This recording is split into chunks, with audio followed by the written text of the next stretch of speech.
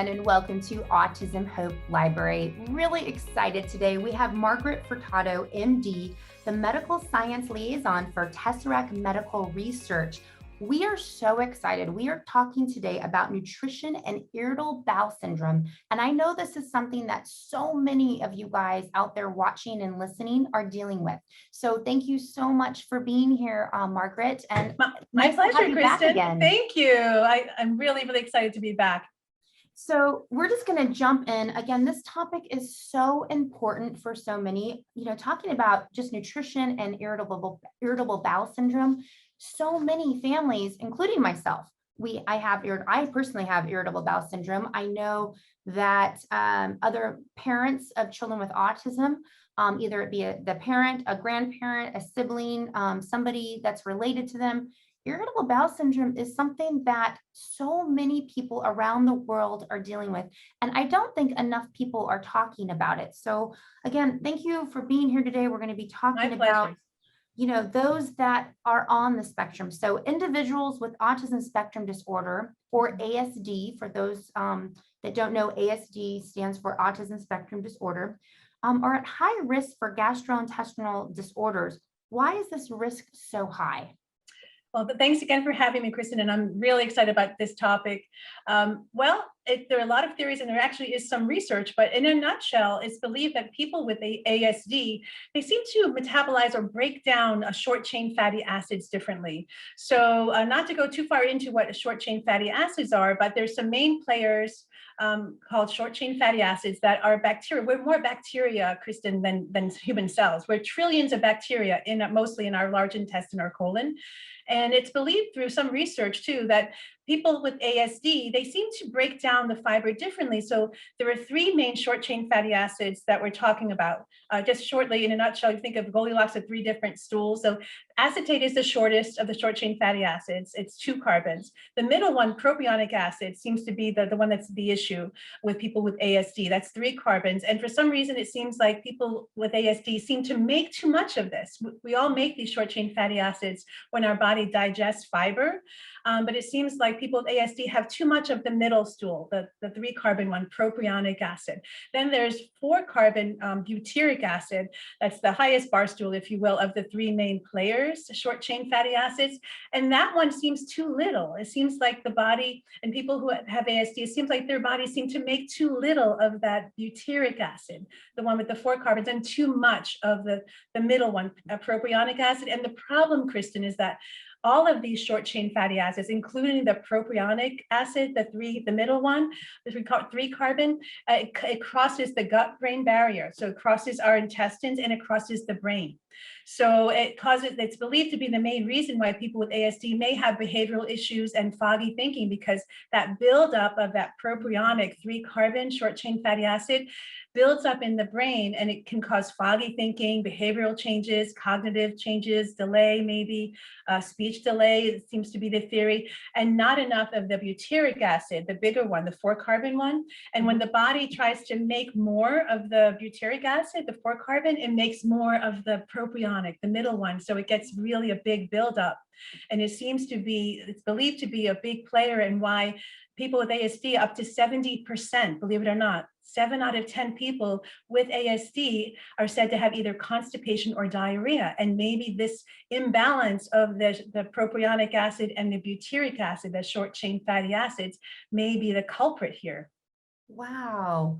I mean, how amazing. If that's what one of the major, pieces to this puzzle, my brain just gets so fascinated, because I know so many families out there, as you're talking, are dealing with either constipation or diarrhea. And I mean, if you are in the autism community and you're dealing with biomedical of any sort or diets, you talk about poop probably more than any other community that I know of. So, I mean, I think you're really hitting home here. Are there studies that have looked into the amount of the butyric acid in individuals with irritable bowel syndrome? Yes, and I wanted just to backtrack a little bit, because I wanted to also mention that not that ASD and irritable bowel, or IBS, are 2 separate disorders and diseases. And but what they found in some of the research that I'll talk about now next is that people with IBS, it seems like they may also have a similar issue with these short chain fatty acids. So I'm not saying that they have the same issues as individuals with ASD have, but their bowel, especially the large intestine, it seems like the biggest inhabitants, if you will, it seems like they're also having an issue, people with IBS. So with IBS, for anyone out there who's not sure what that is, irritable bowel, it means that you've been diagnosed by a doctor that for at least 3 months, you have chronic constipation and or diarrhea. There are actually 4 different subgroups: combination, constipation and diarrhea, just constipation, but it's 3 months or longer. So it's a chronic thing. And your doctor has said you have irritable bowel syndrome or IBS.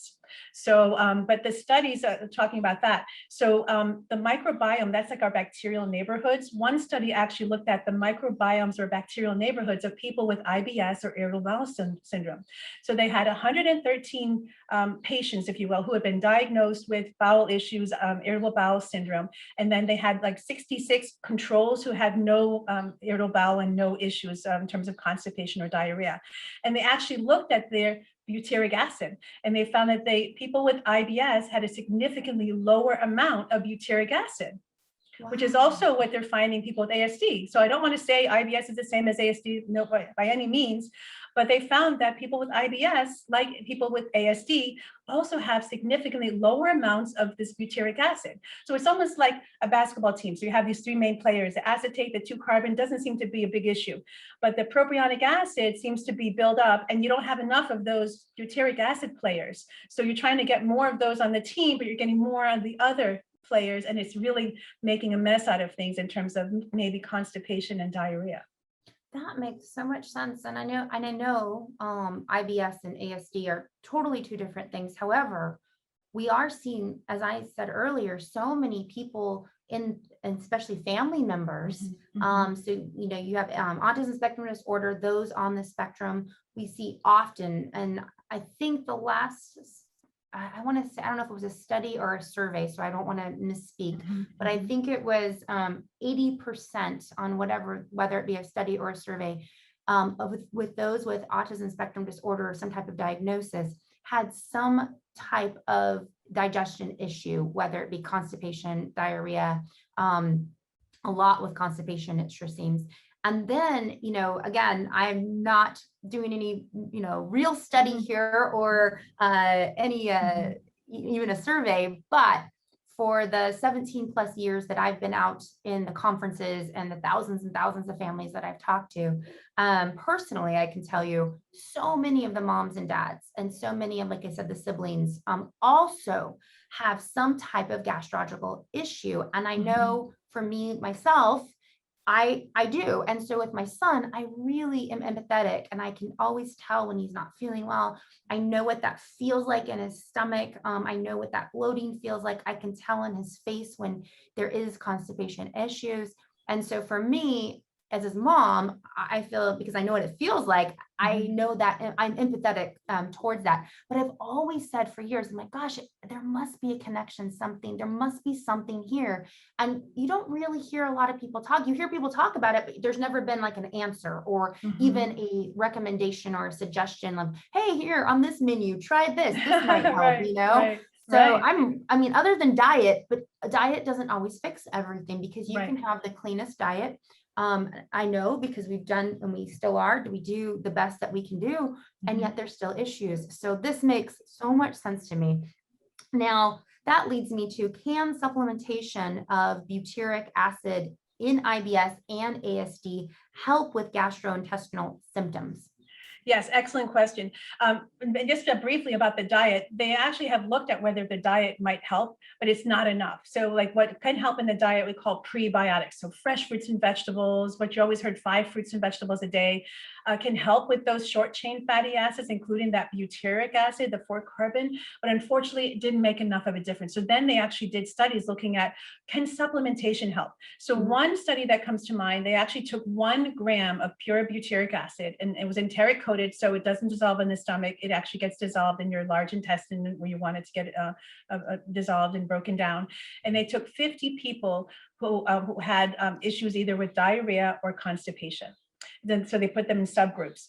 And so they gave them 1 gram a day of this pure butyric acid. And they looked at their symptoms before they started the study and then after the study. And so after the study, they found that 71% of people who had the diarrhea no longer had symptoms or very mild symptoms of IBS. And 16%, a little bit less help, of people with constipation had symptoms. Went from to moderate to like normal or almost no symptoms at all. So that was a very promising study, especially looking more so at diarrhea, but even constipation, if it helps some people, it's still helping some people. So that was a very promising study. So we need more studies, of course. But certainly, with AURX, last time we were talking, AURX is a medical food that has been, shown some real help with people with ASD. So in the supplement, I'm going to talk about Probuterate by Tesseract. Certainly, we're not saying that it can cure IBS, but it's not a medical food, but maybe it can help with some of the symptoms of like constipation and diarrhea that people with IBS have. Well, it's fascinating because the last time we did a talk, my mom had seen it, and she ordered the supplement, and because she also has IBS, which is, I really believe this runs in families. I 100%, just from my own personal experience, my grandmother had issues, my great grandmother had issues, my great aunt had issues. And again, no one really talks about it. And so growing up, I don't really remember hearing about it other than here and there. But as I got older, and it seems like more and more people talk about, bowel issues, right? Like you actually talk about this now. Absolutely. It's like, oh yeah, grandma had that, or oh yeah, so-and-so. And you're like, wait, what? That's something people talk about, like, especially like in social circles, right?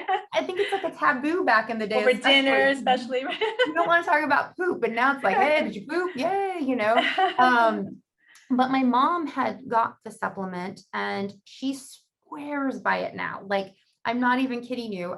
She said it did take about 3 weeks for it to really, now she goes regularly. And she said, this literally was just this last weekend.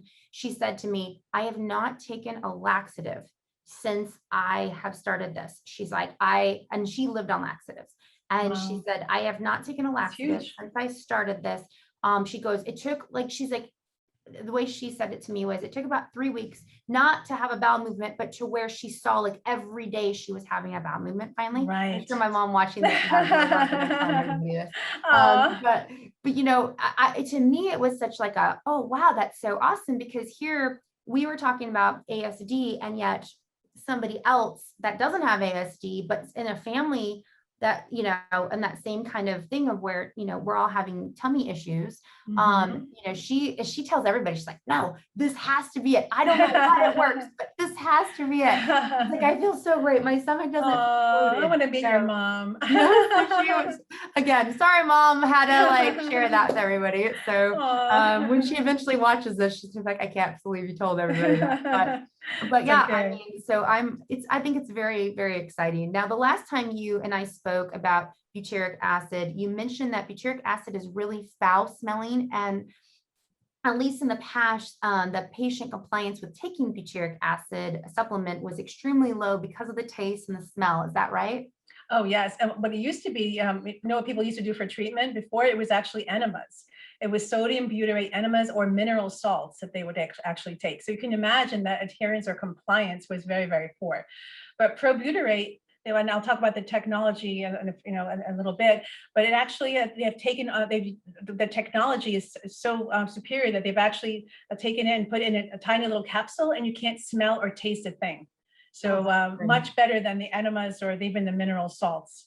Yeah, that's especially for our kiddos. I feel like so many of our kiddos have, I'm just thinking of my own kid. There's so much stuff I have to give him that I know does not taste good. He is such a champ. So many of our kids are such champions at this, because they've been doing it for so long. So it's nice that we can give them something that doesn't taste great. There's no taste, and it's very small. I love it. And now, how does Tesseract bypass the huge issue of that taste and that smell? Is it just like because it's in the capsule? Well, it's Tesseract, what they call proprietary Silock technology. So they actually take this dextrin fiber cage. It's almost like a little capsule. You think of little astronauts, and they actually put the pure butyric acid in this dextrin fiber cage. So, and then it goes in the capsule. So you literally can't taste or smell anything. And it's in this tiny capsule.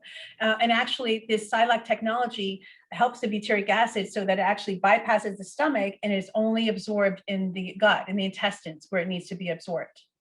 And how long And does then that typically take? Is it within hours or? I'd say within minutes, Oh, wow. or Okay. even less. And then the DexKey technology actually uses an enzymatic process so that this enzyme helps the reaction to release the butyric acid just where it needs to go in the intestines. That's fantastic. Now, how do you recommend a person using Probuterate? I want to make sure I say that right. How do they use this? Well, consistency is key, like you mentioned, your mom. So really every single day, and if you take it the same time every day, your body will get more, but every single day is key. So don't worry if you take it one day at 2 o'clock, the next day at 5 o'clock. But consistency is key, because if you take it in for a few days and you miss it for a few days, you're going to have to start at square one. So taking it every single day, ideally around the same time, is really going to help with consistency. And it may take a few weeks, and not everyone is going to feel a difference or have a difference in their bowels, but consistency is really key and will really help with success. Now, do you have to take it with food or does it not matter? It doesn't matter, actually. Okay, that's fantastic. And so where can somebody buy Probuterate? So TessMed, TESS Med, MED. So TESSMED.com is Tesseract's website. But as we talked about last time, it's also available on Amazon. So Amazon, for some, might be the easier place to go.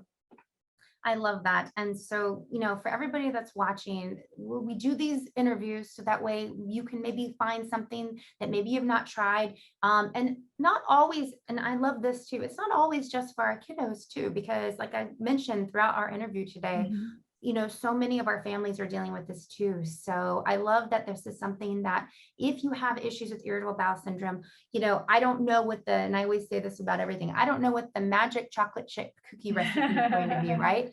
But what I love about this is it gives you another option on your menu to say, hey, let me check this out. Maybe it might work, maybe it won't, and maybe there's something else going on in your system if it didn't work. My mom has tried so many different things, and so many different things. And it's, she's like, Kristen, you need to be taking this. You need to be taking this. And you guys were back ordered for a while. So I was waiting. Well, now we're good. Now it's good, actually. Okay. So it's now I can order it. She's now like, you can order it. Yeah. And so she because literally it was just last week, and she's like, how come you're not taking this yet?